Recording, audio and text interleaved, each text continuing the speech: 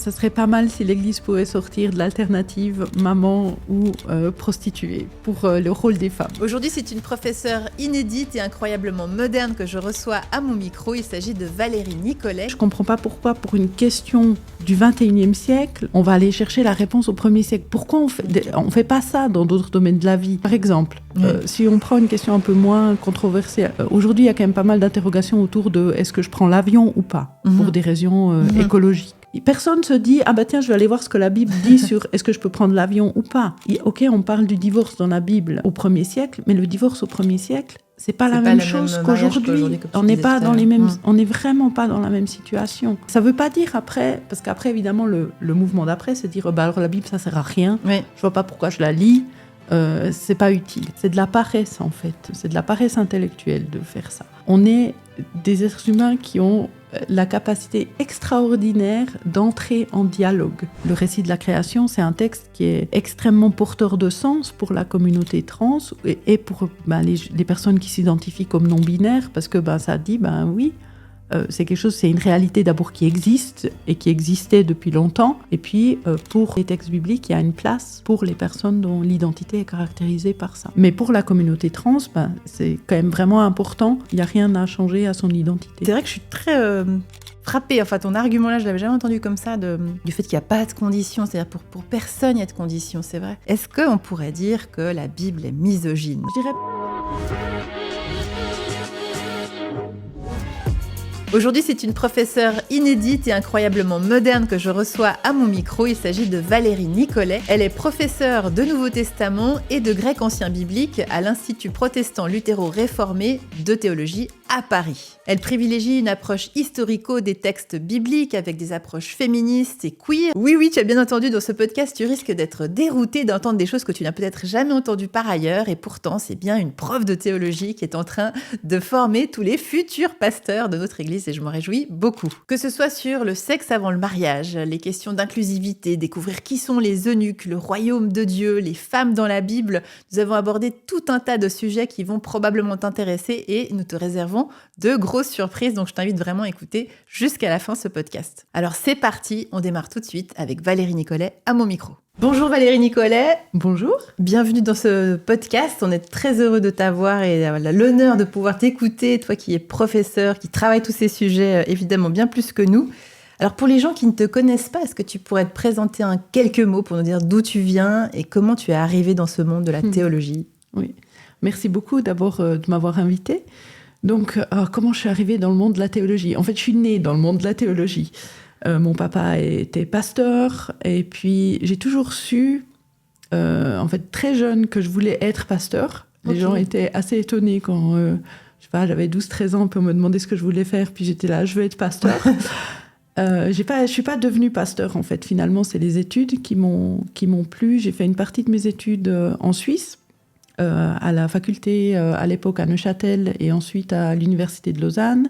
Et puis ensuite, je suis partie, je pense qu'à cette période-là, dans les années 90, dans les années 90, on était beaucoup à trouver que la Suisse était vraiment trop petit. On venait de refuser l'adhésion à l'Union européenne et puis on avait vraiment envie de sortir des frontières. Et donc je suis partie et j'ai fait mon doctorat aux États-Unis. Donc j'ai habité pendant presque 10 ans aux États-Unis et puis ensuite je suis revenue en Europe par la Suède et maintenant en France où je travaille comme prof dans un institut qui forme les futurs pasteurs de l'Église protestante unie de France. Oui. Et donc tu disais, finalement, tu n'es pas devenu pasteur. Alors il y a parfois une théorie qui court, comme quoi, quand on arrive à la faculté de théologie, alors on pourrait perdre la foi parce que les études qui sont très académiques, très scientifiques, très historiques, au fond, elles décapent un peu les écritures. Est-ce que c'est ce qui t'est arrivé ou... Non, c'est pas ça qui m'est arrivé. En fait, pour moi, je savais assez bien ce que j'allais trouver à la faculté parce que, justement, comme mon père travaillait dans le milieu ecclésial, dans le milieu de l'Église, il avait beaucoup de contacts. On avait pas mal de contacts avec les profs à Neuchâtel qui étaient des anciens collègues à lui d'études. Donc, j'étais pas surprise. En fait, moi, l'expérience de la faculté, ça a plutôt été une expérience libératrice. Parce que j'avais l'impression, quand j'avais 16-17 ans, je trouvais que vraiment les textes bibliques, c'était des textes qui me parlaient pas du tout. Je me disais, mais moi, je crois pas dans ces histoires de miracles. Magique, ouais. C'est ça, exactement.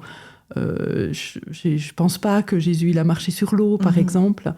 Et du coup, j'avais l'impression que il y avait plus rien qui restait, en fait, que je pouvais pas... Enfin, je me disais, mais si je crois pas en ces histoires, comment est-ce que la Bible, elle peut fonctionner pour moi ? En fait, pour moi, c'est vraiment la fac qui m'a donné des réponses à ça, en me faisant réfléchir aux propositions de sens, en fait, à ce que la Bible peut donner comme sens à l'existence. Et puis que ça dépend pas des histoires de miracles comme ça, mais c'est une vraie réflexion sur comment l'être humain réfléchit son rapport au monde, son rapport aux autres, son rapport à Dieu. Et ça, j'ai trouvé que c'était intéressant. Donc en fait, on pourrait dire que c'est la fac qui t'a appris à penser par toi-même et à élaborer des interprétations, au fond, qui aident à vivre. Est-ce que c'est ça ? Oui, je crois que c'est vraiment exactement ça. Mais du coup, ça m'a aussi fait comprendre qu'en fait, j'étais pas faite pour être pasteur.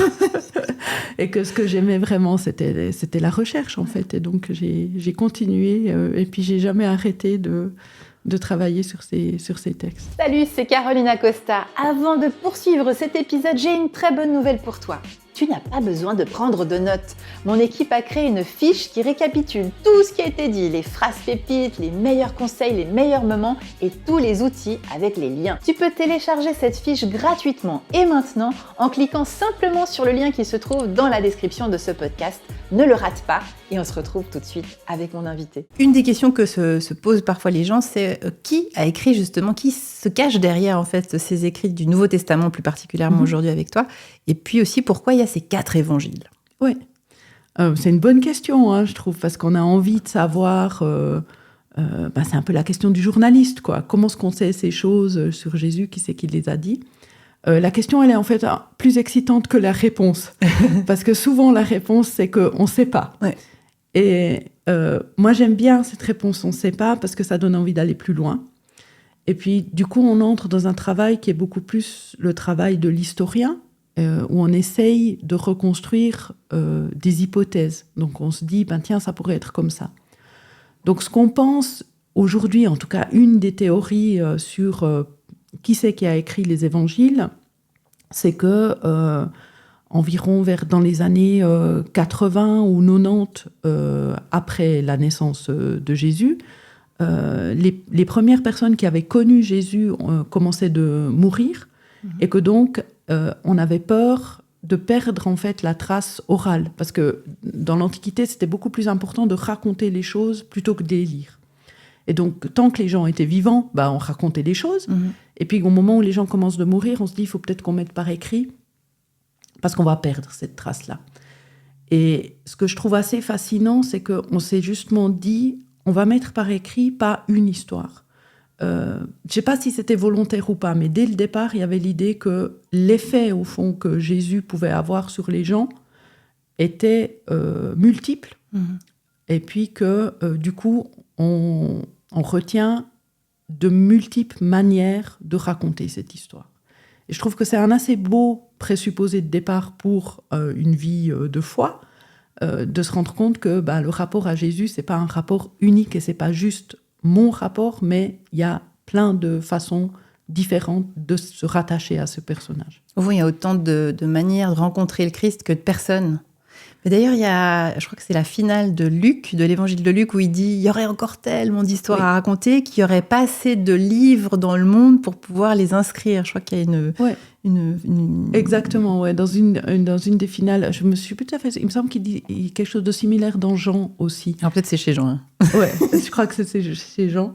Mais peu importe, en fait. Mais cette idée que, finalement, ce qui compte, c'est un rapport qui est un rapport personnel avec la figure du Christ.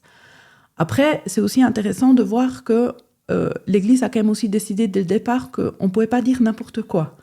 Donc il y a un tas d'histoires, il y a d'autres écrits à propos de Jésus qu'on ne retrouve pas dans ce qu'on appelle le canon. Donc le fait qu'à un moment donné, probablement vers le IVe siècle, l'Église décide de limiter et crée ce qu'on appelle le canon, donc choisit des livres qu'on met ensemble pour dire, ben voilà, ça c'est ce qu'on croit en fait. Et on voit qu'il y a quand même un processus de sélection. Alors on peut s'interroger sur les raisons, etc., mais ça montre quand même, et ça je trouve aussi que c'est important, que c'est pas juste l'expérience personnelle, mais c'est aussi le lien à la communauté. Et c'est pas juste moi tout seul dans mon coin qui me dit pour moi Jésus c'est comme ça, mais c'est aussi est-ce que ça peut faire sens dans un groupe plus large. Okay. Et je trouve qu'aujourd'hui, dans une société, on est quand même vraiment hyper individualisé. C'est aussi important de se rendre compte de ça, que c'est pas juste mon propre rapport à Jésus, mais qu'il y a d'autres choses qui se jouent autour. Oui, ça c'est quelque chose qui moi aussi me tient beaucoup à cœur. Il y a l'expérience personnelle, mais ensuite c'est vrai que les textes bibliques, quand on va les partager à plusieurs, il y a plusieurs résonances. Et puis en fait, je trouve cette expérience de découvrir que le sens dépasse toujours chacun de nos sens, mais que mis ensemble, on goûte à quelque chose de presque comme si on percevait qu'il y avait une vérité, mais qui nous dépasse quand même. Oui. Ouais, je pense que ce travail collectif autour des textes, c'est hyper important. Et puis, sans compter le fait qu'en fait, il y a une longue histoire. On n'est de loin pas les premiers à lire ces textes et on peut entrer en dialogue avec plein de gens. Et sur les textes bibliques, je trouve l'intelligence collective a quelque chose à dire de plus que juste notre propre rapport personnel. Et justement, tu parlais de voilà, toi, ta difficulté à te dire, tiens, mais ces textes un peu magiques de Jésus marche sur l'eau, etc. Du coup, c'est vrai qu'une question qui revient aussi, c'est, mais alors, est-ce que c'est vrai? Est-ce que c'est faux? Pourquoi on écrit ça comme ça? Qu'est-ce que ça veut dire, finalement? Ouais, la question du vrai, la question de la vérité, je trouve que c'est une question qui est très profonde et importante à approfondir. Parce que quand on dit est-ce que c'est vrai ou est-ce que c'est pas vrai, en fait, ça touche pas encore vraiment à ce que le récit veut faire. Et je pense qu'on a tous fait l'expérience quand on raconte une histoire, par exemple. On se dit, on a les éléments, on sait ce qui s'est passé, etc. Mais selon qu'on la raconte, je sais pas, à ses copains à l'école ou comme ça, on va choisir des morceaux et qu'on va mettre ensemble pour que l'histoire, elle marche, qu'elle fasse rire, ou qu'elle fasse pleurer, ou en tout cas qu'elle suscite quelque chose chez la personne à qui on la raconte. Et c'est la même chose avec les histoires à propos de Jésus.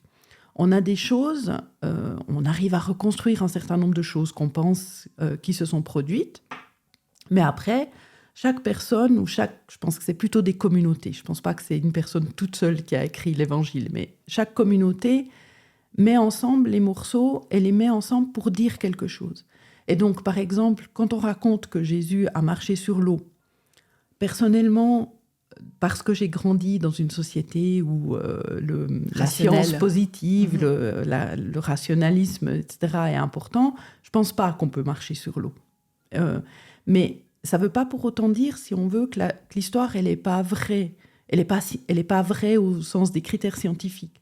Mais elle dit quelque chose qu'on a perçu de Jésus. C'est-à-dire qu'il avait peut-être aujourd'hui on utiliserait le mot aura, mais j'aime pas tellement ce mot, mais disons en tout cas il avait une autorité qui voulait dire qu'il avait la capacité de contrôler les éléments, donc l'eau, la production de la terre par exemple, les choses comme ça. Et qu'est-ce qu'on veut dire par ça? Ça veut simplement dire que c'est un signe que c'est une personne qui est particulière. Aujourd'hui on utiliserait peut-être autre chose parce que il faut réfléchir à quels sont les symboles qui font qu'une personne représente un lien avec le divin, en fait. Et dans l'Antiquité, pouvoir contrôler les éléments, l'eau, le vent, etc., c'est une manière de dire il a un lien avec le divin particulier. Donc du coup, la question, est-ce que c'est vrai, c'est pas vrai, elle perd un peu de son importance. Évidemment que, selon certains critères, c'est pas vrai, mais ça dit quelque chose de Jésus qui peut être vrai dans certains contextes. Au fond, il y a une espèce de vérité rationnelle et puis il y a la vérité du cœur, j'ai presque envie de dire, la vérité de la foi, quelque chose qui navigue un petit peu entre ces deux zones. Oui, et en même temps, je trouve que c'est important de voir que cette vérité du cœur, ou je ne sais pas, spirituelle, je ne sais pas très bien comment l'appeler, c'est pas non plus quelque chose qui est complètement... ça manque pas de rationalité, en fait. C'est-à-dire que c'est pas pour rien qu'on montre Jésus... par exemple, on dit que Jésus guérit les aveugles. Et vraiment, guérir les aveugles dans l'Antiquité, c'est aussi un signe qu'on est spécial. C'est pas le seul. Jésus, c'est pas le seul à guérir les aveugles. Il y a des histoires à propos d'empereurs romains qui auraient guéri les aveugles. Donc ça montre en fait qu'on pense que cette personne, elle est un peu différente du commun des mortels. Et puis qu'elle est guérissante peut-être aussi. Aussi, c'est ça, oui. ça Alors après, justement, chose... après on peut se l'approprier en se disant, est-ce que justement il y a quelque chose de positif? Et c'est clair que le présupposé de la foi chrétienne, au fond, c'est de dire, oui, ça continue d'avoir un impact pour nous aujourd'hui. Mais je trouve que c'est important de voir qu'il y a aussi une logique en fait dans le monde ancien. C'est pas juste, je sais pas, qu'on invente n'importe quoi en fait. On le fait vraiment dans un système qui fait sens dans l'Antiquité. Oui, alors toujours dans ce prolongement-là, on parlait de vérité, de rationalité. Une autre question qui revient souvent aussi, c'est que du coup, parfois les gens sont un peu perdus quand ils rentrent dans ce monde où on décortique les textes, où on commence à faire de l'historico-critique, etc. Les gens parfois disent après, oui, mais alors, quelles sont les vraies paroles de Jésus ou qu'est-ce qui est vraiment la parole de Dieu? Comment savoir si c'est Dieu qui parle? Ouais. Je trouve, moi j'aime bien faire le parallèle avec, je ne sais pas si vous êtes fan de Harry Potter ou du Seigneur des Anneaux. Il y a absolument des gens qui vont avoir le même esprit de décortiquer le Seigneur des Anneaux ou la saga de Harry Potter pour comprendre les étapes, etc. En fait, on fait un peu la même chose avec les textes bibliques. Et du coup, effectivement, il y a eu tout un travail, notamment dans les années, je dirais, autour des années 70-80, où l'obsession, c'était de se dire, est-ce qu'on peut remonter aux paroles de Jésus? Oui, le vrai Jésus, le vrai, historique. Exactement. Ouais. Il y a même une société qui s'est mise en place, où donc de biblistes, de gens qui étudient la Bible, où ils votaient pour savoir s'ils pensaient que cette parole, c'était Jésus, il l'avait vraiment dit. Ils avaient des petites, je trouvais assez génial, ils avaient des petites billes, je crois, noires et blanches, et puis ils votaient, et puis après, ils imprimaient le texte en disant, ce qui est en rouge, on est sûr que c'est Jésus qui l'a dit, ce qui est en noir, on n'est pas tout à fait sûr, et puis ce qui est en gris, on n'est vraiment pas très sûr. C'est rigolo, mais je trouve pas que c'est ça qui est le plus utile, en fait. Parce que, évidemment que la figure de Jésus, elle a pris une importance extrême, au fond, pour le christianisme. Mais ce qu'on voit dans les premiers textes, c'est au fond que ce qui est particulier autour de Jésus, c'est que le mouvement qui se crée autour de lui, le groupe autour de lui, arrive à survivre à sa mort. Et finalement, de nouveau, je pense que ce rôle de la communauté, de temps en temps, on le néglige un petit peu. Ce que Jésus a dit, vraiment dit, ok, oui, ça serait chouette de l'avoir. Mais en même temps, la communauté, elle existe parce qu'elle a perçu quelque chose et qu'elle continue ce travail. Et puis peut-être qu'elle invente des paroles de Jésus, mais pourquoi pas? Parce qu'elle se dit, ça, c'est quelque chose que Jésus aurait pu dire. Puis ça vaudrait la peine qu'on l'entende.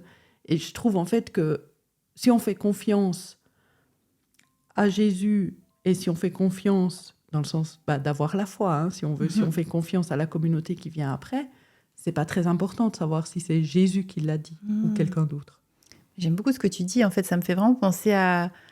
Comme on dit que Jésus est traversé par lui-même, par cette parole divine, au fond, cette parole qui relève, qui guérit, qui met debout, qui ravive l'espérance ou le courage ou quelque chose comme ça. Et je trouve très joli que tu mettes l'accent sur effectivement les gens qui en ont vécu, parce que quelque part, finalement, la vérification de cette parole qui traverse les siècles, en fait, c'est la puissance de vie, on pourrait dire, la puissance de résurrection qu'elle peut mettre dans une communauté qui est passée par un truc horrible qui était la crucifixion, etc. Ouais.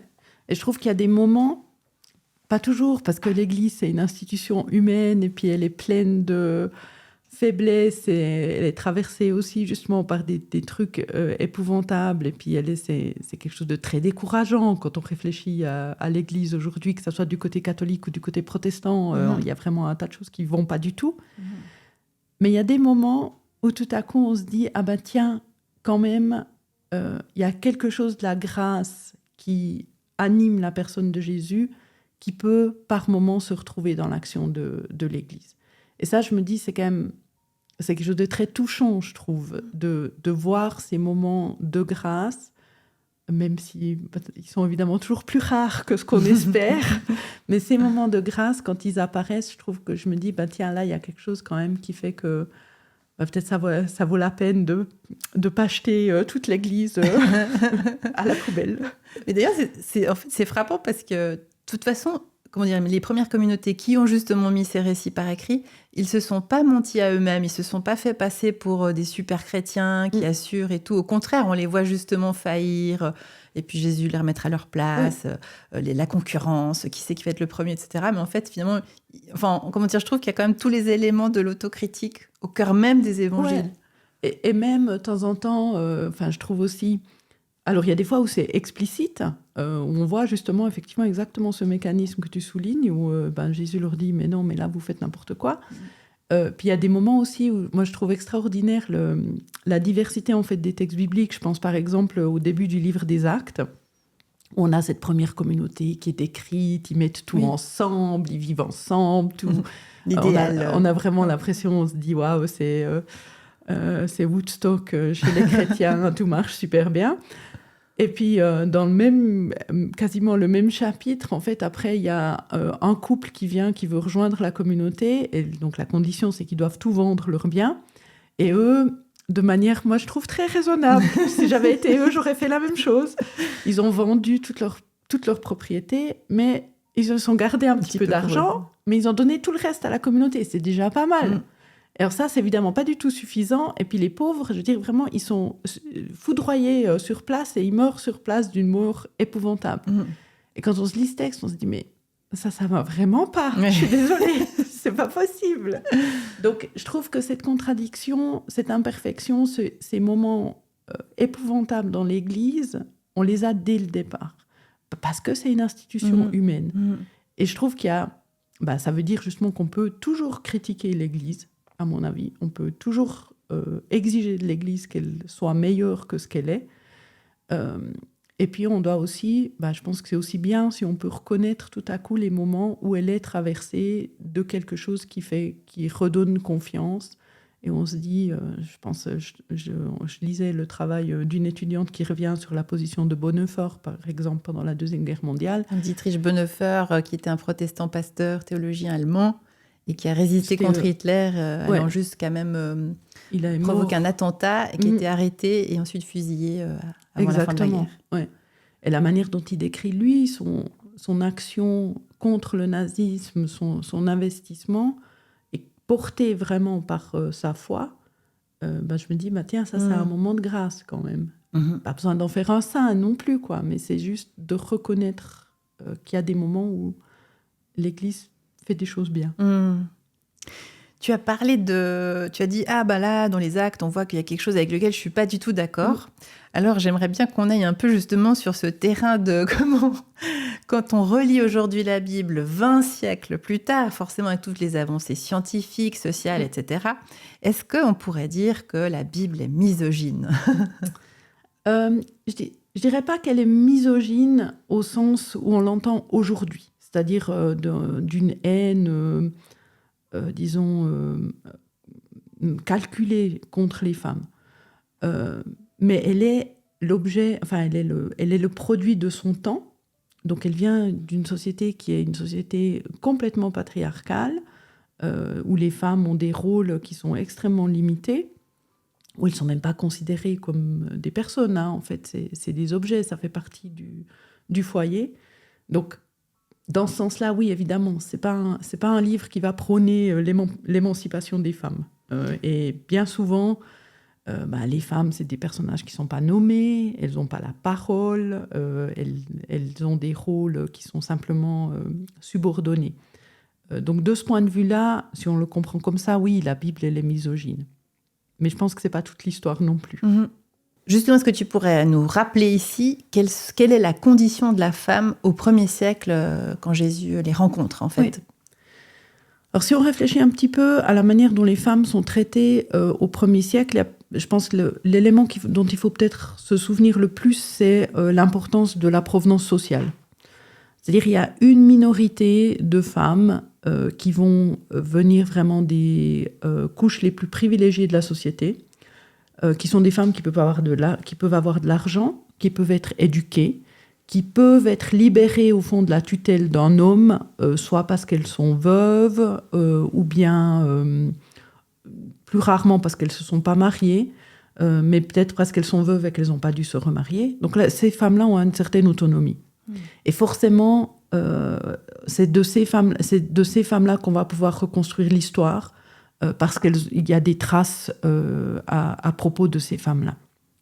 L'immense majorité de la population, et là je dirais c'est, disons, femmes et hommes confondus, sont des personnes qui vivent de manière assez précaire, et où, disons, l'organisation du foyer se fait autour du père de famille, qui a le droit, enfin qui possède, si on veut, l'ensemble de ce qui est dans sa maison. Donc que ça soit les enfants, les servantes, les serviteurs, les esclaves, les animaux, et sa femme aussi, ou ses femmes dans certaines sociétés. Au 1er siècle, il n'y a plus tellement de polygamie dans l'Antiquité.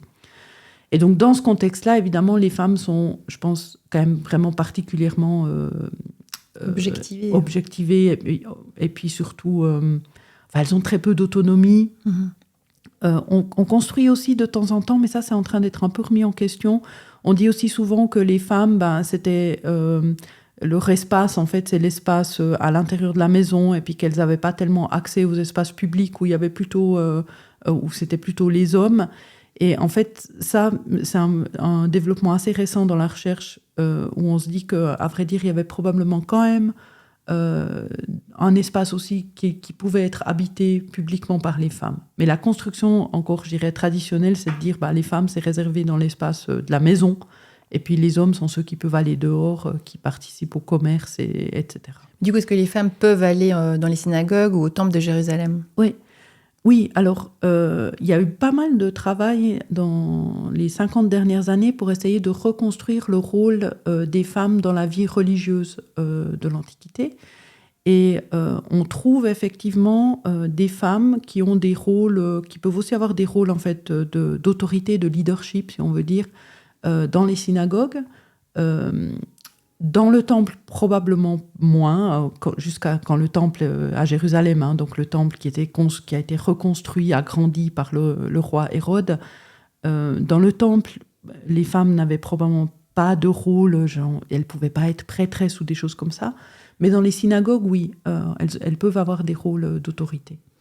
Alors, comment ça se fait que du coup, quand on ouvre l'évangile de Luc, qui est au chapitre 2, les versets 36 à 38, il y a un personnage dont je ne m'étais jamais rendu compte, mais qui en fait est quand même écrit noir sur blanc. Il s'agit de Anne, la prophétesse, qui du coup, qui est ce personnage où tout d'un coup on découvre ce mot prophète, prophétesse, qu'on n'a pas l'habitude d'entendre. Oui, en fait, il y a plusieurs prophétesses qui sont mentionnées dans l'Ancien Testament aussi.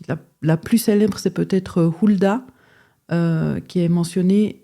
Il me semble qu'il y en a une qui s'appelle Anne aussi, mais ça, il faudrait que je vérifie. C'est la maman de Samuel. Je ne sais pas si elle est présentée comme prophétesse. Non, mais c'est vrai qu'elle prie beaucoup, puis c'est le prêtre qui la voit. Mais en tout cas, justement, la prophétesse Hulda. Et donc, le prophétisme, c'est important. Il y a un certain nombre de femmes, en fait, qui sont présentées comme prophétesses. Ça, c'était un rôle qui était reconnu. Nous, on a tendance un petit peu à voir les prophètes comme des gens un peu illuminés, qui prédisent le futur. Nostradamus, c'était à ça que je pensais, exactement. Dans l'Antiquité, c'est pas tout à fait ça, le prophète, ou la prophétesse d'ailleurs. Il y a, je pense, le rôle du prophète de transmettre en fait ce que la divinité veut. Et là, je pense que les femmes dans l'Antiquité étaient perçues comme un canal particulièrement efficace, parce qu'on avait un peu l'idée que, de toute façon, une femme, elle ne pouvait pas penser par elle-même. Et donc, du coup... ça ne pouvait que venir du divin si c'était intelligent, quoi. C'était un canal beaucoup plus direct. Ce n'était pas la femme qui pouvait modifier les paroles de Dieu parce qu'elle n'était pas capable. C'est incroyable. C'est super intéressant, ouais. Il y a un passage super intéressant, mais c'est un peu une petite digression, mais dans un des évangiles apocryphes, dans l'évangile qui est attribué à Marie-Madeleine, l'évangile de Marie, Il a été rendu célèbre par le Da Vinci Code, parce qu'on dit que Jésus, il embrassait beaucoup Marie-Madeleine et tout ça. Mais bref, donc dans cet évangile-là, Marie raconte un certain nombre de révélations qu'elle aurait reçues de Jésus aux disciples. Et Pierre vient lui dire « Non, mais tu racontes n'importe quoi, c'est pas du tout ce que Jésus nous a dit à nous, donc je vois pas quelle est ton autorité pour raconter ça. » Et la réponse de Marie, je trouvais vraiment extraordinaire dans cet évangile. D'abord, elle se met à pleurer. Ouais. Ça, c'est assez typique de comment est-ce que les femmes réagissaient. Elle se met à pleurer. Et puis après, ça c'est la deuxième réaction, et c'est une réaction que je trouve plus intéressante. Elle dit à Pierre « Mais tu sais bien que je suis qu'une femme. Comment est-ce que j'aurais pu inventer ces choses-là ? Je suis pas capable d'inventer ces choses-là, donc c'est forcément Jésus qui a dû me les dire. » Et en fait, cet argument, il est assez génial, parce que ça retourne le préjugé sexiste de toute façon, les femmes, c'est des imbéciles, ouais. Pour dire, justement, je suis une imbécile, donc mes paroles ne peuvent que venir de Jésus. Et dans l'évangile de Marie, on donne vraiment raison à Marie à la fin de la discussion. Mais donc, pour revenir aux prophétesses, donc il y a cette idée justement que la femme peut être un canal privilégié de la parole divine. On voit ça aussi dans le personnage, par exemple, de l'oracle de la Pythie, celle qui donnait les prophéties d'Apollon à Delphes, qu'on rencontre aussi comme personnage un peu dans la culture populaire. Elle transmet des infos. Mais le rôle du prophète, c'est aussi, au fond, de mettre à l'épreuve le roi ou la personne d'autorité quand cette personne prend le mauvais chemin. L'exemple classique, là, c'est David et Nathan. Quand David viole Bethsaba, Nathan, il lui fait comprendre que c'est vraiment pas cool comme comportement. Il est passé à côté du plan divin. Donc. Exactement. Donc, de remettre... Donc, il y a aussi cette dimension, je dirais, de contestation, mais aussi d'enseignement, du coup. Et je pense que c'est vraiment important de voir que dans le Nouveau Testament, on a un certain nombre de femmes qui sont qualifiées de prophétesses et dont le rôle est probablement lié à l'enseignement. Et alors, ce sont lesquelles, alors ? On a justement Anne, là, qui reconnaît au fond, qui voit quelque chose que les autres ne voient pas au sujet de l'enfant Jésus. Et puis dans 1 Corinthiens, de manière assez célèbre, Paul va écrire en fait à un groupe de femmes et il va leur expliquer qu'elles ne peuvent pas prophétiser sans porter un voile. On a beaucoup, la discussion, elle a beaucoup discuté de savoir pourquoi est-ce qu'il fallait porter un voile, etc. Mais au fond, ce qui est, moi, je trouve encore plus intéressant, c'est que ça veut dire qu'il y avait à Corinthe un groupe de prophétesses à qui Paul dit, vous pouvez prophétiser. C'est pas le problème, c'est vraiment pas le problème. Mais voilà comment vous devez le faire, en fait. Et il reconnaît aussi dans la même lettre, il explique que le don de prophétie, c'est justement le don d'enseigner. Donc ça veut dire qu'il y avait ce groupe de prophétesses, en tout cas à Corinthe, qui prophétisent. Et quand on dit prophétiser, dans l'Antiquité, il faut vraiment penser enseigner. Et ça, je trouve que c'est... Enfin, pour moi, je suis tellement contente d'avoir la trace de ces quelques femmes à Corinthe. Parce que s'il y en avait quelques-unes à Corinthe, il y en avait ailleurs, forcément. On ne dit pas forcément, on n'a pas de trace de l'existence de ces femmes, mais elles existaient. Est-ce qu'on pourrait dire que la Samaritaine dans l'évangile de Jean ou bien justement Myriam de Magdala sont aussi des prophétesses alors ? Ouais, on pourrait dire ça, je pense. Historiquement, je ne sais pas si je le formulerais comme ça, mais pour comprendre le personnage de la Samaritaine, en fait, peut-être, je dirais plutôt, dans le cas de la Samaritaine et dans le cas de Marie-Madeleine, je parlerais plutôt d'apôtre, en fait. Parce qu'on a cette idée qui a été, au fond, canonisée dans le catholicisme, que les 12 disciples, c'est les 12 apôtres, c'est eux qui ont... Est-ce que peut-être, d'ailleurs, tu pourrais nous redire que signifie être apôtre, justement, entre disciples et apôtres ? Oui, c'est une bonne question. Donc, apôtre, je vais faire un peu de grec, ça vient de apostolos, et apostolos, ça veut dire, en fait, bêtement, celui qui est envoyé. Mais c'est devenu un terme technique, je dirais, parce qu'on dit, pour être apôtre, il faut avoir été disciple du Jésus terrestre, donc de celui qui vivait au 1er siècle en Galilée. Et puis, il faut avoir été témoin d'une apparition. Donc, il faut l'avoir vu ressusciter. Donc, du coup, dans la tradition catholique, ça restreint au groupe des 12 qui sont définis. D'ailleurs, c'est pas les mêmes 12 partout dans les évangiles, là, mais en tout cas, disons, il y a Pierre, il y a Jacques, il y a Jean, Matthieu, etc. Et ceux-là, c'est les 12 apôtres. Ça, c'est une première définition.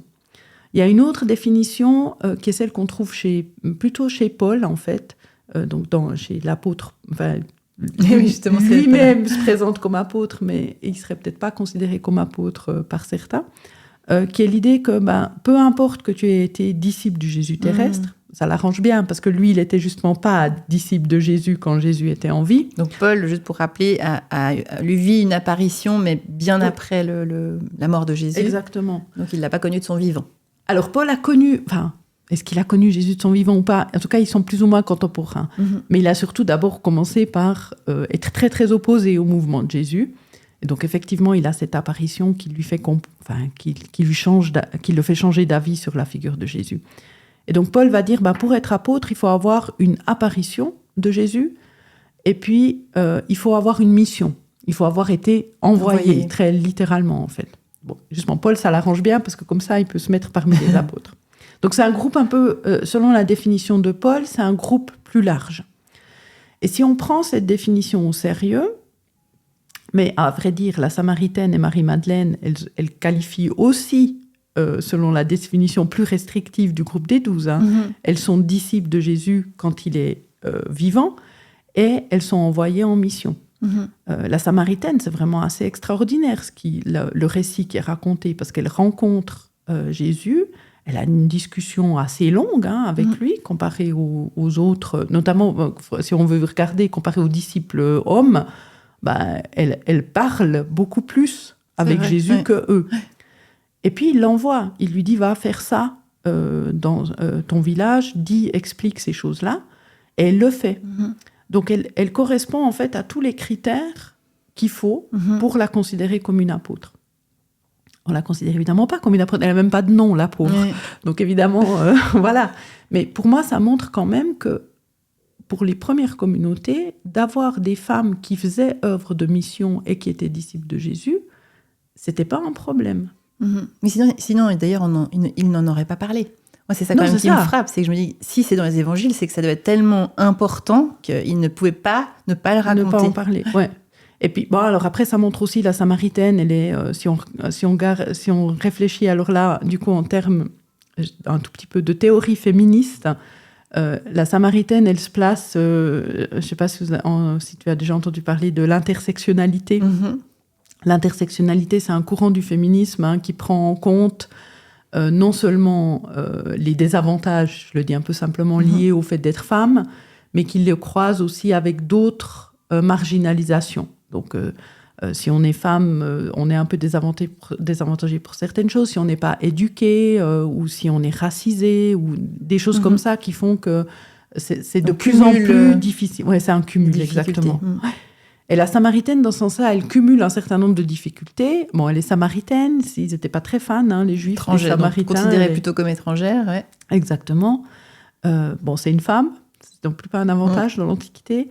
Sa situation maritale n'est pas très claire. On ne sait pas, est-ce qu'elle a été... elle a eu plusieurs maris, comment ça marche, c'est pas très clair non plus.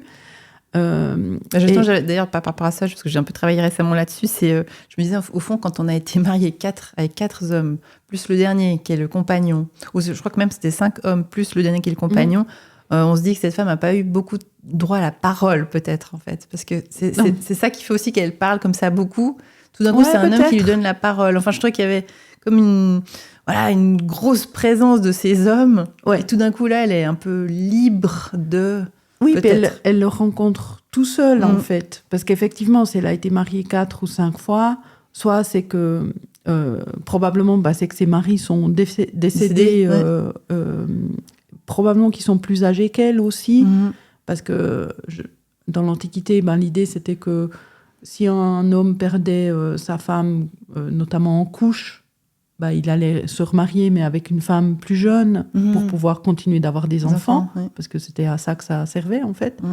Donc oui, effectivement, je pense qu'il y a peut-être un espace, en tout cas la manière dont Jean raconte l'histoire, là aussi c'est typique une histoire, est-ce que ça s'est vraiment passé ou pas, c'est pas très important. C'est qu'est-ce que ça dit, et on voit bien que c'est une histoire qu'on arrive à élargir au-delà du cadre restreint. Donc elle rencontre Jésus dans un lieu isolé, elle est seule, à une heure où il n'y a pas beaucoup de monde autour du puits, donc est-ce qu'elle doit venir parce qu'on ne la laisse pas venir aux heures où c'est plus agréable de venir, parce qu'elle y va à midi, où vraiment il fait quand même très très chaud. C'est normalement il va plutôt en fin de journée. Plutôt en fin de journée ou bien peut-être tôt le matin, comme nous quand on arrose nos fleurs, on se dit c'est pas malin d'arroser à midi en plein soleil. Donc tout ça fait que cette rencontre elle est effectivement spéciale. Et je pense que en fait là typiquement pour moi c'est un endroit où l'Église elle a manqué quelque chose. Elle avait cette opportunité d'intégrer ces figures justement un peu marginalisées et de profiter d'un espace de liberté. Et cet espace de liberté, clairement, quand même, dans la tradition chrétienne, il a été refermé. Et dans certains contextes, refermé assez brutalement. Parce que justement, si on revient à cette histoire de Marie de Magdala, Marie-Madeleine, qui est quand même du coup l'apôtresse des apôtres, la première finalement, puisqu'elle est envoyée la première à vivre l'apparition. Et il semblerait que peut-être, c'est vrai, est-ce que c'est vrai qu'elle a peut-être eu elle-même une communauté de personnes. Et c'est vrai que c'est quand même incroyable qu'elle ait pu écrire cet évangile apocryphe. Il faudrait peut-être juste qu'on redise qu'est-ce que c'est un évangile apocryphe. Et pourquoi elle n'est pas... par exemple, pourquoi cet évangile-là n'est pas intégré au canon. Ouais, donc sur la figure de Marie, Marie-Madeleine, Marie de Magdala, Marie la Magdaléenne, ça dépend un peu comment on choisit de traduire la manière dont elle est présentée. C'est une figure qui est vraiment assez fascinante, en fait, pour l'Antiquité, et qui avait probablement plus d'importance que ce que l'Église a laissé entendre. Alors, l'évangile qui lui est attribué, Marie-Madeleine, l'évangile de Marie, c'est pas forcément sûr que ce soit elle qui l'ait écrit. Mais c'est intéressant qu'on l'utilise, au fond, comme figure pour porter un évangile. Ça, c'est quelque chose qui s'est fait pour tous les évangiles. Il n'y a aucun des évangiles où on sait qu'il a écrit, mais à chaque fois, on utilise en fait des figures qui étaient relativement importantes, et on dit, en fait, cet évangile, il est attribué à cette personne-là. Et c'est le seul qui est attribué à une femme, du coup. C'est le seul qui est attribué à Marie-Madeleine. Alors, je pense on peut lire ça de deux manières différentes, en fait. On peut se dire, effectivement, c'était une figure importante, avec une communauté autour, qui est perçue comme étant celle qui succède à Jésus. Parce que, je disais, OK, il y a ce mouvement où les communautés, elles continuent, au fond, l'œuvre de Jésus, mais il y a aussi de la compétition, en fait. Donc, de savoir... qui est, je suis pas sûre qu'à la base, l'idée, c'était qu'il y ait plusieurs communautés. L'idée, c'était peut-être quand même que nous, en fait, la manière dont on reprend l'héritage de Jésus, c'est juste. Donc, il y a d'un côté les traditions qui s'attachent à la famille de Jésus, toutes les traditions autour du frère de Jésus, Jacques, plutôt dans le contexte de la Judée, donc autour de Jérusalem. On a des traditions qui s'attachent à la figure de Pierre, qui vont se concrétiser au fond à Rome, justement. Et puis, on a des traditions qui se rattachent à la figure de Marie. Alors, il y a deux manières de lire ça, je dirais, parce que c'est des traditions qui n'ont pas été retenues dans le canon. Une manière de lire ça, c'est de se dire, c'était vraiment une figure importante, mais l'Église a décidé de ne pas garder ces traditions liées à une femme. L'autre façon, c'est aussi de se dire, peut-être que toutes les grandes figures masculines, elles étaient prises. On s'est dit, tant pis, nous, on prend Marie-Madeleine, parce qu'il ne reste plus que Marie-Madeleine. Et puis, on utilise cette figure de Marie-Madeleine. Mais dans les deux cas, ça veut quand même dire qu'elle avait assez d'importance pour qu'on considère que c'était une stratégie, quand même, qui avait peut-être une chance d'aboutir, de la choisir comme figure tutélaire, comme la figure symbolique de cette communauté. Avant de poursuivre l'épisode d'aujourd'hui, je tiens à remercier le sponsor de cet épisode. Et ce sponsor, eh bien, c'est moi, ou plus précisément ma mission de pasteur sur le web. Et je suis ravie de vous présenter 2 magnifiques opportunités pour vous accompagner de manière personnalisée dans votre cheminement spirituel. La première, au Puits de l'Évangile, un espace de ressources et de rencontres online à mes côtés pour cheminer ensemble sur la voie du Christ. Conçu pour explorer la Bible, renforcer votre relation avec Dieu et trouver un nouvel élan dans votre foi. La seconde opportunité, la communauté Agapé, elle va encore plus loin.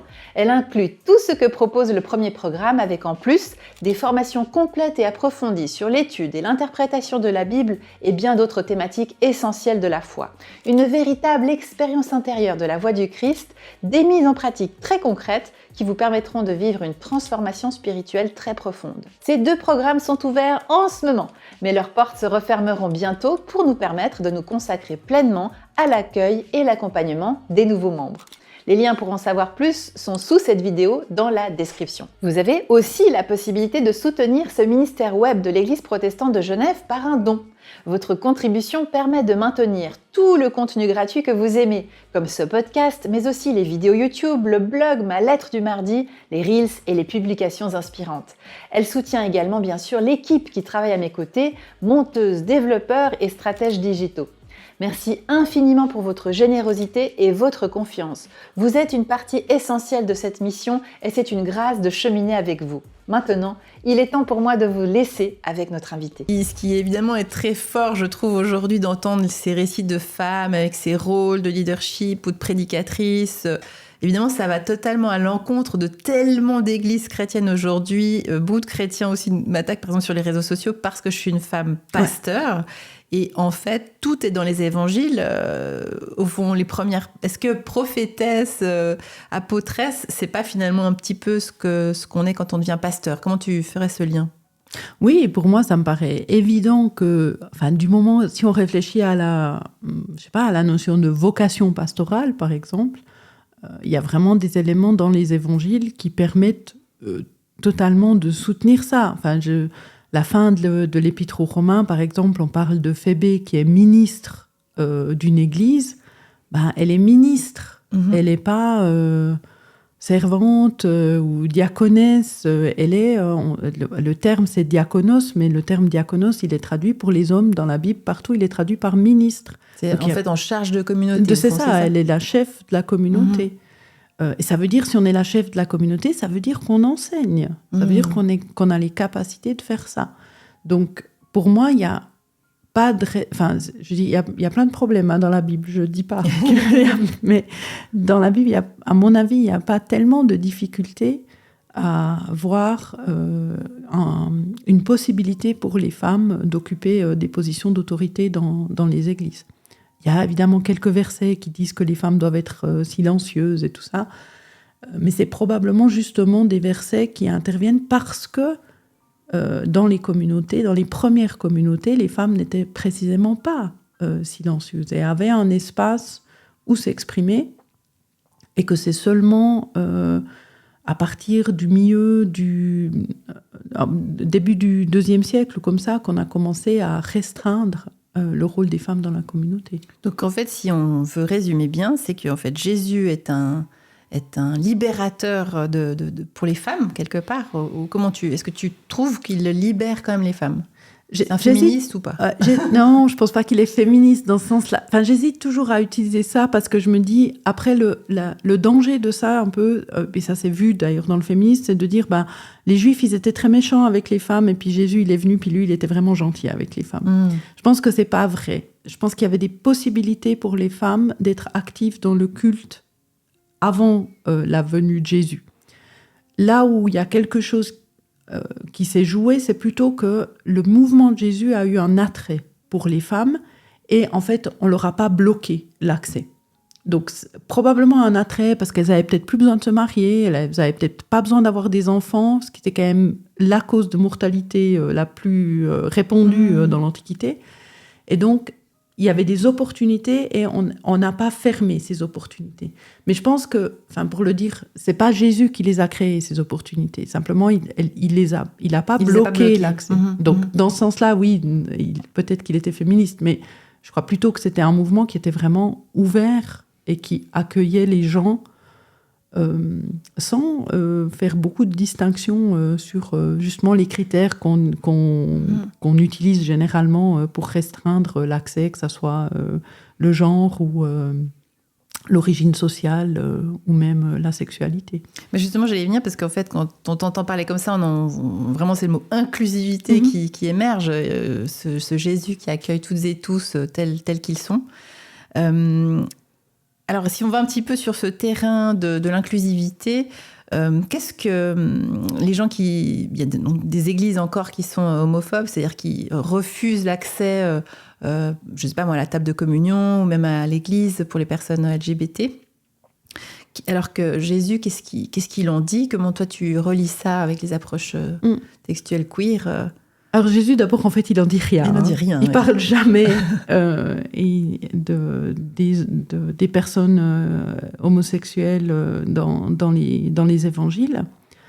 Je pense qu'on peut justement essayer de comprendre son attitude et ensuite se dire comment est-ce qu'elle devrait enseigner l'Église. Et je pense que ce qu'on peut reconstruire de son ministère sur la base des évangiles, c'est que justement, il n'y a pas de critères quant aux personnes qui se mettent à sa suite, si ce n'est le fait qu'elles veulent se mettre à sa suite. Après, ça ne veut pas dire qu'elles le font. Ça veut pas dire qu'elles sont toutes extraordinaires et puis que tout à coup elles sont transformées et puis qu'elles deviennent extraordinaires. C'est aussi ça que je trouve assez fou, c'est que les gens n'ont pas besoin de changer. Parce que tu disais, il y a certaines églises qui sont homophobes ou qui ne permettent pas la communion ou comme ça. Mais il y a aussi des églises qui se disent accueillantes. Et en fait, la condition de l'accueil, c'est d'abandonner un certain nombre de traits d'identité, de renoncer à son homosexualité ou d'être guéri de son homosexualité. Pour moi, ça, c'est pas de l'accueil. C'est dangereux comme pratique. Donc, il me semble que ce qu'on peut reconstruire de la pratique de Jésus, c'est justement en fait que les gens doivent pas changer pour se mettre à sa suite. Il y a une exigence de temps en temps, la femme adultère, par exemple, il va lui dire « va et ne pêche plus ». Mais qu'est-ce que ça veut dire « va et ne pêche plus » et ça, c'est à nous, je pense, de construire ça et de réfléchir. Oui, c'est marrant parce que j'ai travaillé le texte de la femme adultère, donc cette femme qui est prise en flagrant délit d'adultère par des hommes dont on ne sait pas très bien s'ils l'ont piégée déjà ou pas, et qu'ils la mettent au milieu, c'est juste pour rappeler à nos auditeurs. Et puis il y a tous ces hommes de tous âges d'ailleurs, et puis il va renvoyer, il la met devant tout le monde pour que tout le monde la voie, et en même temps tout le monde ensuite est invité à se regarder lui-même. Est-ce que vous-même vous ratez pas la cible de Dieu? Et c'est vrai qu'après le texte dit les plus âgés s'en vont jusqu'aux plus jeunes. Et puis après, effectivement, il y a cette parole un peu énigmatique, va et ne recommence pas. On pourrait le comprendre comme ça, au fond. C'est-à-dire que comme s'il soulignait quand même qu'il y a des choses, au fond, qui ne nous mènent pas vers la vie. Parce qu'en fait, ce qu'elle avait fait, elle avait quand même conduite plutôt vers la mort. C'est comme ça que je le relisais un petit peu. Mais c'est vrai que je suis très frappée. Enfin, ton argument-là, je l'avais jamais entendu comme ça, du fait qu'il n'y a pas de conditions. C'est-à-dire pour personne, il y a de conditions, c'est vrai. Et d'ailleurs, je me souviens aussi d'avoir lu dans un évangile il était écrit que des disciples, qui étaient des disciples, en fait, s'en vont parce que finalement, ça ne leur correspond pas ou c'est trop difficile. Ça, je trouvais aussi intéressant. Donc, il y a une vraie liberté, en fait, de suivre. La liberté de s'en aller, tout à fait. Non, l'exemple, je pense, le plus frappant de cette absence totale d'exigence, dans un certain sens, c'est la figure de Pierre. La figure de Pierre qui devient quand même une des figures principales du christianisme, Saint Pierre qui détient les clés du paradis et tout ça, au moment de la mort de Jésus, c'est une figure qui est quand même assez méprisable, quoi. Il a aucun courage, il est lâche, il veut pas... Après, je le comprends, moi j'aurais peut-être fait pareil, j'aurais pas aimé me retrouver dans une situation où potentiellement je pouvais être arrêtée et mourir. Mais ça veut dire que le seuil, en fait, il est très bas. Après, ça ne veut pas non plus dire qu'il n'y a pas des exigences, si on veut. L'exigence, c'est le commandement d'amour, au fond. C'est ça. Et les exigences, elles sont pas elles sont en fait vraiment pas centrées autour de la sexualité, par exemple, ou autour des pratiques, de la morale, au sens où on l'entend aujourd'hui. Elles sont centrées sur comment est-ce que je vis mon rapport au monde. Et effectivement, je pense que on pourrait le montrer, qu'une des exigences qui traverse le texte et qui me semble éthiquement quand même responsable, c'est justement de privilégier plutôt la vie plutôt que de conduire vers des pratiques mortifères. Alors, le problème de cette éthique telle que tu la déclares maintenant, c'est qu'évidemment, il y a tous ces autres sujets qui vont émerger et qui font que les chrétiens ne sont pas toujours d'accord. Donc, par exemple, peut-on avoir des rapports sexuels avant le mariage ? Déjà, dit Jésus ? Que dit Jésus ? Jésus, je pense qu'il dit rien là-dessus, en fait. Déjà, le mariage, tel qu'on le connaît aujourd'hui, c'est une invention récente. Ça date de la modernité, en fait. Alors, évidemment que probablement dans l'Antiquité, les jeunes filles, de préserver la virginité d'une jeune fille avant son mariage, c'était important. Mais c'était une pratique culturelle, au fond. C'était une pratique culturelle. Et puis les jeunes filles, elles se mariaient entre 12 et 16 ans. Entre 12 et 16 ans, on le redit bien. C'est pas tout à fait la même chose que quand on se marie entre, je sais pas, 28 et 35 ans aujourd'hui. Donc je pense que c'est vraiment important. Moi, je refuse vraiment un traitement du texte biblique où on poserait une question et puis on ouvre la Bible et puis on trouve la réponse. C'est pas, la Bible, elle n'a pas été écrite pour ça. La Bible, elle a été écrite pour rendre témoignage du lien qu'on peut avoir avec Dieu. Et du coup, je suis désolée, mais on a plus de travail à faire que juste ouvrir la Bible et puis voir s'il y a la réponse dedans. On est nous aussi obligés d'entrer en dialogue. Ça demande un effort, mais c'est vrai que c'est plus facile d'essayer de chercher des réponses. C'est un peu ça la difficulté peut-être. Ouais, tu vois, bien sûr. Parce que je suis obligée je te repose quand même des questions parce que c'est quand même ce que se demandent les gens. Tu vois, voilà. Alors, est-ce que le divorce est autorisé ? On ouvre la Bible, on regarde. Oui, on peut faire ça, mais c'est comme... Enfin, mais je dois avouer que c'est une logique qui m'échappe un tout petit peu. Je ne comprends pas pourquoi, pour une question du 21e siècle, on va aller chercher la réponse au 1er siècle. Pourquoi on fait pas ça dans d'autres domaines de la vie ? Je veux dire, on se dit jamais... est-ce que, par exemple, si on prend une question un peu moins controversée, mais... aujourd'hui, il y a quand même pas mal d'interrogations autour de est-ce que je prends l'avion ou pas, pour des raisons écologiques. Personne ne se dit « Ah bah tiens, je vais aller voir ce que la Bible dit sur est-ce que je peux prendre l'avion ou pas ». Mais ok, on parle du divorce dans la Bible au 1er siècle, mais le divorce au 1er siècle, c'est pas la même chose qu'aujourd'hui. On n'est pas dans les mêmes, on n'est vraiment pas dans la même situation. Donc, ça ne veut pas dire après, parce qu'après, évidemment, le mouvement d'après, c'est dire alors la Bible, ça ne sert à rien, je ne vois pas pourquoi je la lis, ce n'est pas utile. Et là aussi, je trouve, pour moi, c'est de la paresse, en fait. C'est de la paresse intellectuelle de faire ça. On est des êtres humains qui ont la capacité extraordinaire d'entrer en dialogue. Et du coup, quand on lit les textes bibliques, on peut entrer en dialogue avec eux. Puis on peut se dire, ah bah tiens, à ce moment-là, il y en a un, pour plein de raisons qu'on peut reconstruire si on a envie ou pas, mais qui a dit, le divorce, ça serait mieux pas. Mais même au 1er siècle, on discutait de savoir ça. Puis du coup, après, c'est, ok, mais alors qu'est-ce que je fais ? Comment je discute ? Puis je peux lire d'autres personnes, je peux en parler à mon pasteur, je peux en parler autour de moi et réfléchir et décider pour moi-même si le divorce, c'est bien ou pas. Mais on peut pas, je suis désolée, la Bible, c'est pas juste un service. Sinon, vous prenez, vous savez, aux États-Unis, il y a le... Oh, ça existe. Non, ça va être beaucoup trop long, ça. La 8 ball. Ah, je connais pas. Ah, c'est génial. C'est une boule de billard qu'on secoue. Et puis, on peut demander... Donc, on pose une question. Puis après, ça donne la réponse. Ouais. Puis c'est genre oui ou non. Puis de temps en temps, ma réponse préférée, c'est outcome cloudy. Donc, genre, le résultat est nuageux. Donc, en fait, on ne sait pas. Je crois que tu l'as bien dit, c'est une question de paresse. Oui. Au fond, on est obligé avec la Bible, en fait, quelque part, elle nous oblige à aller un petit peu plus loin et pas prendre la simplicité au premier... À travailler un tout petit peu. Mais pour moi, c'est très enrichissant, ce dialogue. Je l'échangerai pour rien au monde, quoi. C'est pour ça aussi que je fais le métier que je fais. Il y a des personnages dont j'avais jamais vraiment entendu parler, pourtant on les lit, les évangiles, c'est les personnages des eunuques. Est-ce que tu pourrais nous dire un petit peu qui sont ces personnes qui, en fait, apparaissent quand même à 2-3 reprises dans le Nouveau Testament? Oui, ils sont mentionnés quelques fois aussi dans l'Ancien Testament, et puis ils apparaissent aussi dans le Nouveau, alors surtout justement dans un récit qui est assez connu, qui est dans les Actes des Apôtres, où on a quelqu'un qui est présenté comme un eunuque qui va à Jérusalem et qui, en rentrant, en fait, rencontre un apôtre, justement, Philippe, et va accepter, va être baptisé au nom du Christ. Les eunuques dans l'Antiquité, on peut être eunuque de diverses manières, en fait.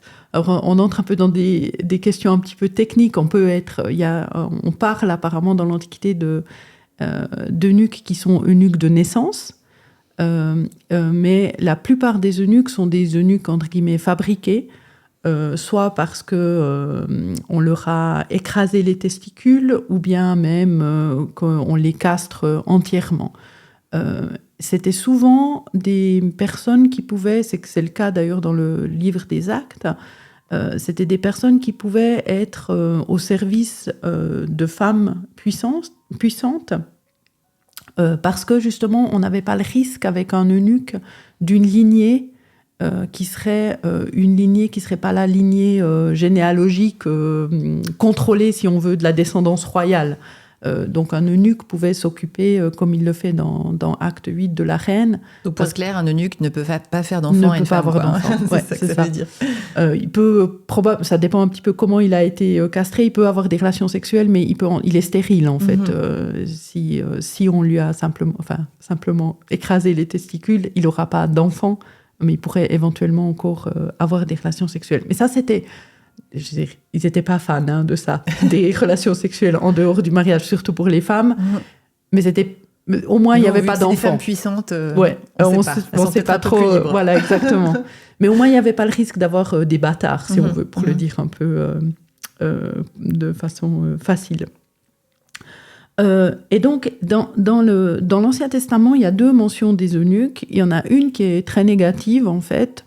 Et puis, il y en a une autre où on dit que quand le royaume des cieux sera établi, en fait, Dieu, le Dieu de l'Ancien Testament, va élever les eunuques et puis va en faire un nom qu'on n'effacera jamais. Donc, c'est une catégorie assez ambiguë dans l'Antiquité parce qu'ils sont ni vraiment des hommes, ni vraiment des femmes. Alors, du coup, ma question, justement, c'est est-ce que là, en fait, on ne serait pas en train de parler de personnes intersexes, en fait ? Je ne pense pas de personnes intersexes techniquement, parce que techniquement, intersexe, c'est vraiment naître avec des caractéristiques et masculines et féminines pour les organes génitaux. Mais on pourrait parler de personnes qui ont, en tout cas peut-être non-binaires, par exemple, si on utilise un terme qui est utilisé aujourd'hui, donc qui ne se qualifie ni vraiment comme homme, ni vraiment comme femme. C'est aussi un personnage, évidemment, qui a une importance pour les personnes qui s'identifient comme trans, parce que dans l'Antiquité, la conception du genre, aujourd'hui, c'est un peu remis en question. Enfin, c'est justement très discuté autour de ces questions d'identité de genre. Mais dans l'Antiquité, on a un pôle où, finalement, il y a le fait d'être homme, d'être masculin, puis il y a tout le reste, ou être mâle, pour le dire plus correctement. Et puis, il y a tout le reste. Et donc, on peut être mâle ou masculin si on a des organes génitaux masculins, mais aussi si on est libre et si on est, par exemple, dans le monde gréco-romain, si on est un citoyen romain. Dès le moment où il y a une de ces caractéristiques qui manque, on va s'éloigner, en fait, du pôle du masculin et on va se rapprocher du pôle féminin, qui est évidemment le pôle qu'il faut absolument éviter, en fait. Donc, l'eunuque, il occupe une place assez intéressante parce que il est pas mâle, parce qu'il a, à cause de ses organes génitaux. En même temps, il a quand même pas mal de pouvoir, parce qu'il est au service d'une reine dans Acte 8. Il a probablement de l'argent, il a son propre chariot, il s'occupe du trésor de la reine, il possède un rouleau du prophète Ésaïe, donc c'est quelqu'un de fortuné. Tout ça le rapproche du pôle masculin. Mais c'est un eunuque, donc il se rapproche aussi du pôle féminin. Donc il occupe vraiment un espace ambigu, en fait, dans l'Antiquité. Et du coup, c'est un personnage qui a été beaucoup... utilisé ou qui a un rôle important, je dirais, dans la manière dont les personnes trans chrétiennes lisent le Nouveau Testament, lisent la Bible, aussi pour réfléchir à leur position, parce que les églises n'ont pas forcément non plus une politique d'accueil très claire vis-à-vis des personnes trans. Et donc, le personnage de l'eunuque fonctionne comme un symbole, je dirais, assez fort pour ces communautés-là, pour une place, parce que dans le récit avec l'eunuque, il rencontre le Philippe et à un moment donné, ils discutent autour du rouleau du prophète Ésaïe et Philippe lui apprend un certain nombre de choses et l'eunuque dit « Qu'est-ce qui m'empêche d'être baptisé ?» Et en fait, Philippe ne répond pas et il y a un baptême. Et ce qui est intéressant, c'est que cette question « Qu'est-ce qui m'empêche d'être baptisé ?» En fait, dans l'Antiquité, il y aurait eu plein de choses qui l'empêchaient d'être baptisé, notamment dans le judaïsme, parce qu'il y a toutes ces restrictions autour du statut d'eunuque. Et le symbole de baptiser l'eunuque montre que tous ces éléments-là n'ont en fait pas d'importance. C'est aussi évidemment une manière de dire, vous voyez, les eunuques, maintenant, ils ont un nom pour toujours, donc le royaume des cieux est bien là. Donc, il devient un symbole du royaume des cieux. Mais pour la communauté trans, c'est quand même vraiment important qu'il n'y a pas de réponse qui est donnée. Puis surtout, on ne dit pas non plus à l'eunuque qu'après, il doit changer. C'est ça, de nouveau, on en revient à cette idée d'inclusivité. Il n'y a pas de condition, quoi. Exactement. Et puis, il fait partie de la communauté en tant qu'eunuque. Et ça, je trouve que c'est vraiment... Enfin, pour moi, c'est une leçon assez importante. Il n'y a rien à changer à son identité. C'est presque plus pour moi, mais parce que c'est vrai qu'elle est très énigmatique, cette phrase de Jésus dans l'évangile de Matthieu, chapitre 19, verset 12.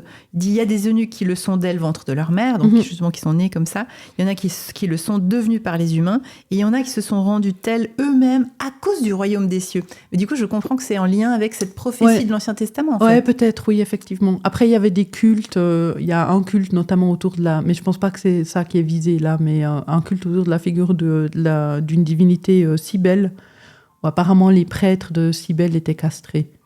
Ah, ok. Ouais. Oui, donc ils avaient comme cette idée d'accéder quand même au plus près de la divinité. Oui, alors je ne sais pas très bien l'idée de... Parce qu'après, il y a des gens qui remettent aussi ça en cause, que les personnes se seraient vraiment castrées elles-mêmes. Puis il y a un père de l'Église, il me semble, dont on raconte qu'il s'est castré, mais maintenant je ne sais plus lequel c'est. Mais est-ce que ça pourrait être en lien avec, puisque tu as beaucoup travaillé cette question de l'identité chez Paul, justement dans l'Épître aux Galates, où il dit il n'y aura plus ni homme, ni juif, ni grec, ni homme, ni femme, justement, est-ce que ça pourrait être lié ? Peut-être. Quelle est cette identité qu'on reçoit dans le Christ, en fait ? Donc ce verset qui est important dans Galates 3, je crois que c'est le verset 28, il n'y a plus ni juif ni grec, il n'y a plus ni homme libre ni esclave, il n'y a plus l'homme et la femme.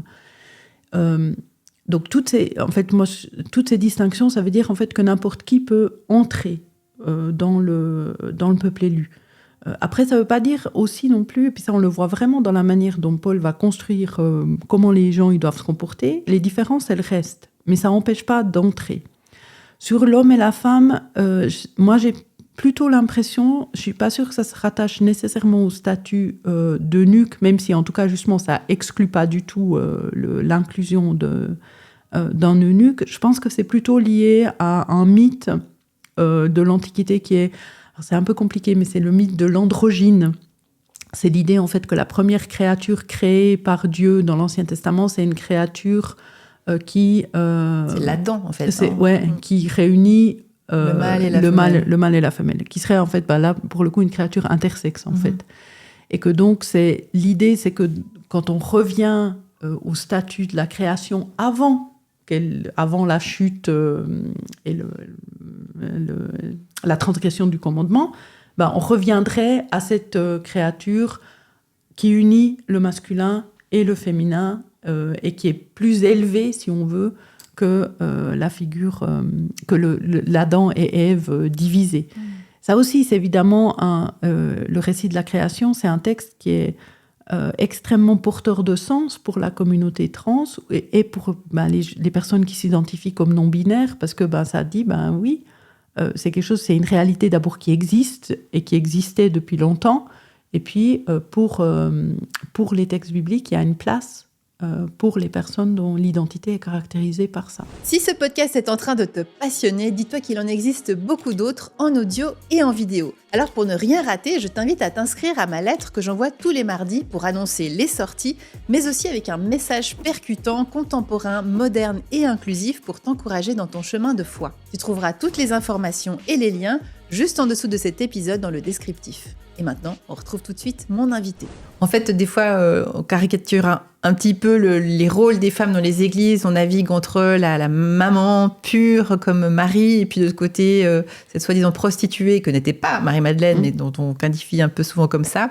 Est-ce qu'on pourrait approcher un petit peu cette figure de Marie, la maman de Jésus, dont en plus on a dit tout à l'heure qu'elle avait des frères, puisque tu parlais de la famille de Jésus. Qu'est-ce qu'on pourrait découvrir d'un peu plus intéressant sur ce personnage ? Oui, je pense que ce serait pas mal si l'Église pouvait sortir de l'alternative maman ou prostituée pour le rôle des femmes. Est-ce que Marie déjà était vierge ? Parce qu'on la présente toujours comme ça, et puis tu parlais de la vérité des textes bibliques. Oui. Alors, il y a des chances, disons, si on reprend cette histoire justement que Marie a été mariée, enfin, elle a été destinée à Joseph probablement à l'âge de 12 ans. C'était plus ou moins quand on avait ses premières règles qu'on va choquer beaucoup de gens, là. Mais oui, mais c'est vrai. C'est vraiment... Ça, pour le coup, je pense que c'est assez historique. Après, elle n'a pas tout de suite été mise dans la maison de Joseph. Je pense que c'était plutôt vers 16 ans, et puis justement dans les familles un peu plus aisées, probablement un petit peu plus tard. Mais, et donc, on voit beaucoup Marie comme ça. Enfin, c'est les représentations qu'on a. Toutes les représentations de Marie, quasiment, elle est assise avec un bébé sur les genoux. Alors, il y a un côté très beau aussi à ça. Et puis, toutes les représentations où elle allaite, par exemple, où il y a quand même aussi, je pense, quelque chose avec le corps qu'on ferait bien à quoi on ferait bien aussi de réfléchir en Église, l'importance du corps. Mais moi, ce que j'aimerais quand même aussi souligner, c'est que la figure de Marie, par exemple, dans l'Évangile de Luc, en fait, elle est beaucoup plus proche de la révolutionnaire que de la maman. D'abord, c'est aussi la première disciple. C'est elle, quand Luc dit toujours, elle écoutait tout ça, elle méditait dans son cœur. En fait, c'est quand même une assez bonne attitude de disciple, je dirais. Alors on dit toujours, oui, mais c'est sa maman, alors c'est normal. C'est pas parce qu'on est maman que ça n'a pas de valeur, le fait qu'on prend au sérieux ce que dit Jésus. Donc je pense qu'on a tendance à minimiser l'investissement de la figure de Marie dans le mouvement de Jésus, parce que c'est sa maman. Donc ça, je trouve qu'il faut faire attention à ça. Et puis, dans l'évangile de Luc, on met quand même dans la bouche de Marie les paroles, en fait, d'un cantique qui vise à renverser l'ordre du monde. Alors, le Magnificat, c'est pas juste Marie qui se réjouit tellement d'être la maman de Jésus. C'est Marie qui dit, avec ce qui m'arrive, l'ordre du monde est en train d'être renversé. Les puissances seront renversées, les orgueilleux vont perdre leur trône, ceux qui ont faim auront à manger, les pauvres, c'est vraiment les derniers seront les premiers. Et ça, c'est Marie qui le dit. Et elle-même, tu crois qu'elle fait partie de ces humbles, ou elle se présente comme ça, en tout cas. Elle dit que Dieu a regardé vers ça. C'est le mot qui est utilisé, c'est le mot esclave, en fait. Ah oui, c'est ça. Qui est plus fort esclave que servante, oui, en fait. Qui est plus, absolument, ouais. Donc, oui, je pense que là, elle est vraiment symboliquement présentée comme celle qui est le plus bas dans l'échelle sociale. Après, c'est aussi... Donc, ça montre, je trouve aussi quand même le potentiel, si on revient justement au rôle de l'Église, il y a un potentiel pour la justice sociale, en fait, qui est souligné ici et qui est souligné par notamment avant même que Jésus, parce que Jésus va avoir le même discours, en fait, un peu plus loin dans l'évangile de Luc, où il va dire qu'il est venu pour libérer les emprisonnés, qu'on comprend de nouveau, qu'on a beaucoup psychologisé. Oui, ça va être le salut personnel et tout, mais dans l'évangile de Luc, c'est la révolution, vraiment. Et la première personne à dire ça, c'est Marie dans l'évangile de Luc. C'est vrai que quand tu mets l'accent là-dessus, on voit, je trouve, le petit Jésus qui va grandir dans une ambiance complètement différente de ce qu'on a dans l'imaginaire habituel. Exactement. Plutôt avec une maman qui, je trouve, qui ressemble beaucoup plus à la maman des noces de Cana, qui un peu lui dit, bon, maintenant, faut y aller, mon chéri. Là, il va falloir bouger les choses. Exactement. Et on pourrait très bien... Je veux dire, de nouveau, c'est des hypothèses. Hein. Je dis pas que ça s'est passé comme ça. Mais je trouve que dans l'Église, on a eu tendance à privilégier une manière de voir les choses. Une femme soumise, en fait. Voilà, qui apprend de son fils, etc. Alors qu'on pourrait très bien imaginer une hypothèse où, dans le monde ancien... surtout dans les premières années. Après, quand les enfants deviennent un peu plus grands, le père joue un rôle plus important dans l'éducation. Mais dans les premières années, c'est la maman qui éduque les enfants. Et donc, on pourrait très bien imaginer que les petites idées de Jésus sur justement la justice sociale ou comme ça, ça lui vient, ça passe aussi par sa mère, en fait. Et puis peut-être aussi, du coup, ça pourrait expliquer pourquoi Jésus est si ouvert à l'accueil de ces femmes disciples, puisque... Possiblement, ouais. Il a déjà ce modèle dans sa maman, en fait. Ouais. Et on voit, je trouve aussi, c'est intéressant de voir que on commence aussi à avoir des représentations maintenant contemporaines de Marie et Jésus qui sont des représentations beaucoup plus ancrées justement dans la logique de la justice sociale où c'est Madone et enfants. Ça peut être des réfugiés ou des personnes qui souffrent, qui sont pauvres, qui sont rejetées et qui demandent en fait un autre type de traitement. Et puis, alors si je reviens à cette question de la virginité de Marie, parce que tous les évangiles n'en parlent pas, est-ce que tu pourrais nous parler un petit peu de ça ? Ouais, en fait, c'est que Luc et Matthieu qui en parlent.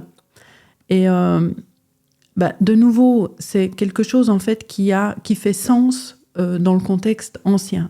Ça nous dit quelque chose de comment il faut comprendre Marie. C'est comme un petit signal pour dire, on vous présente Marie comme vierge, et il faut le comprendre aussi en lien avec un certain nombre de textes de l'Ancien Testament qui disent que le Messie va être lié à une jeune fille. Alors en plus, il y a un problème de traduction, on n'a peut-être pas besoin d'entrer là-dedans, mais il y a un passage par le grec qui fait qu'on lit jeune fille beaucoup plus comme vierge, alors que probablement ça veut dire jeune fille.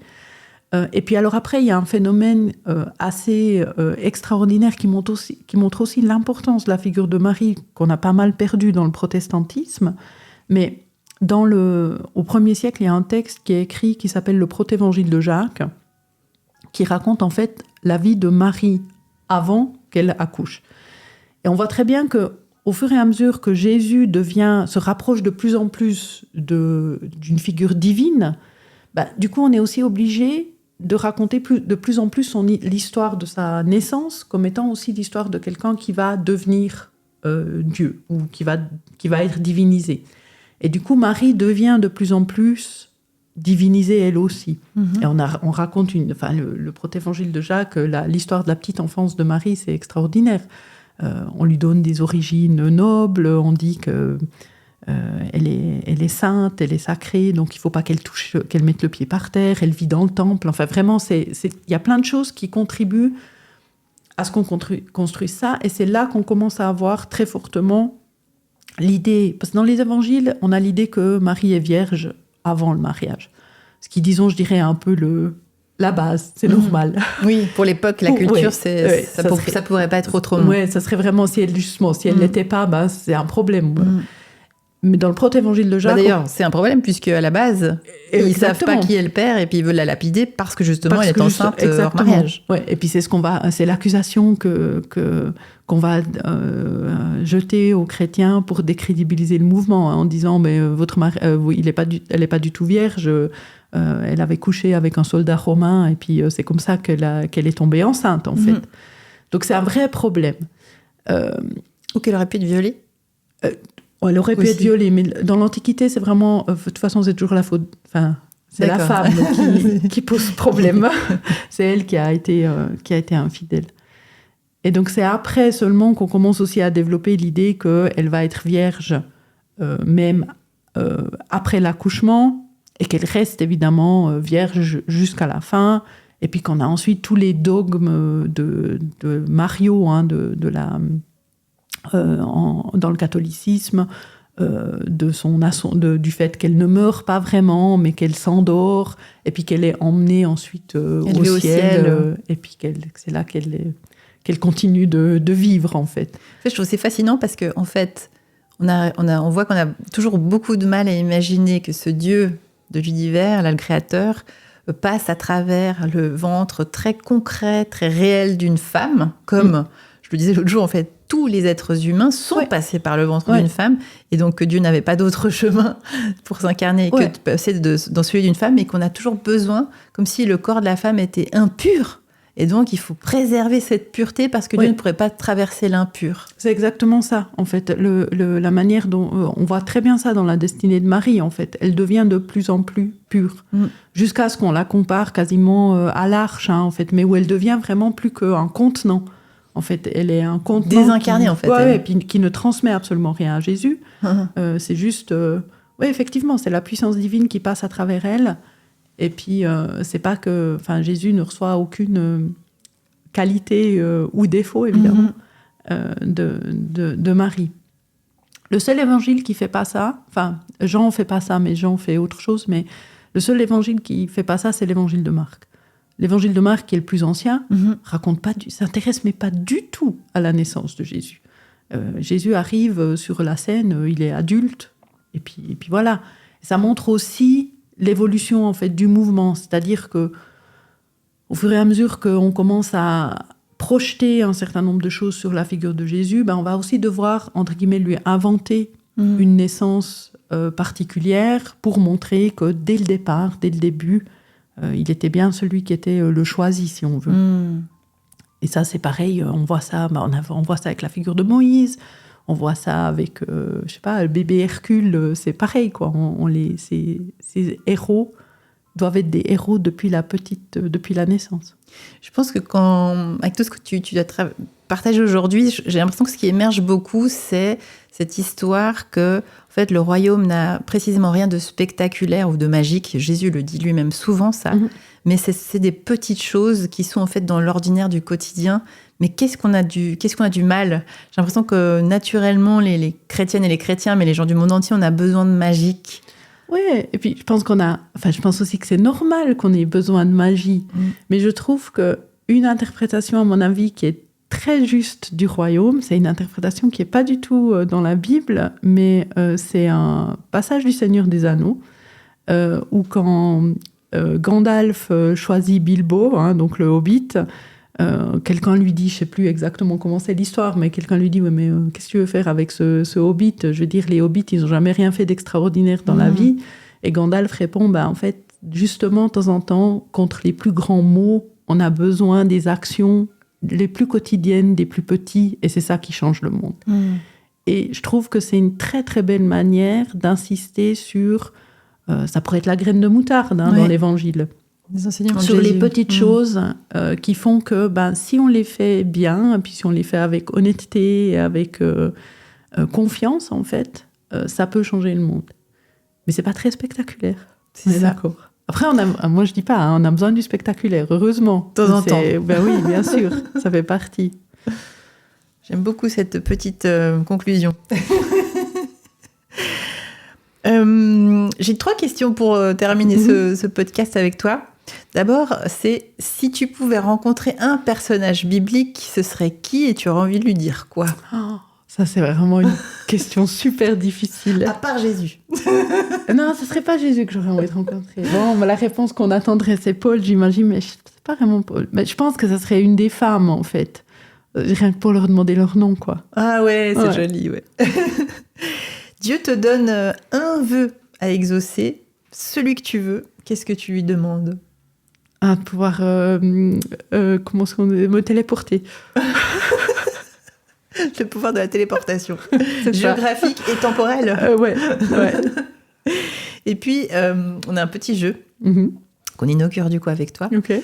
On aura un prochain invité, on ne sait pas encore qui c'est, mais on aimerait te proposer de lui poser une question et je vais te proposer de l'écrire. Ok. Comme ça, il va le découvrir à la prochaine. Ouais, c'est dur ça. Mais genre justement une question... Ce que tu veux. Bon, qui soit lié peut-être à la foi, ou à l'église, ou aux Écritures. Okay. Mais je peux réfléchir un petit peu. Bien sûr, on va te laisser. Parce que... Voilà. Ok, très chouette. Je me réjouis de lui poser cette question. Est-ce que tu as envie d'ajouter quelque chose qu'on n'aurait pas dit ou un sujet ? Non, je crois que ça va. Valérie Nicolet, merci beaucoup pour tout ce que tu nous as transmis aujourd'hui. Je me réjouis que tous les étudiantes et étudiants des facultés de théologie te rencontrent et bénéficient de tes approches qui sont modernes, contemporaines. Merci pour ce que tu fais pour notre Église et pour le monde chrétien. Merci beaucoup. À une prochaine, je l'espère. Voilà, j'espère que cet épisode t'a plu. Et maintenant, j'ai un petit mot pour toi de fin. De nombreuses pépites ont été échangées dans ce podcast. Il y a peut-être des infos que tu aurais aimé garder, des liens qui auraient pu t'être utiles. Eh bien, si tu n'as pas pris de notes, c'est pas grave, j'ai une bonne nouvelle. Nous l'avons fait pour toi. Nous avons résumé tous les moments forts de cette émission avec tous les liens dans une fiche gratuite que tu peux télécharger maintenant en cliquant simplement sur le lien qui se trouve dans la description de ce podcast. Tu entres ton email et tu reçois ça tout de suite. Et si cette émission t'a plu, évidemment, n'hésite pas à nous mettre 5 étoiles sur la plateforme et nous laisser un commentaire. Tu sais que ça nous aide à propager la bonne nouvelle de l'amour absolu du Christ. Je te bénis et je te souhaite de te retrouver dans la prochaine émission.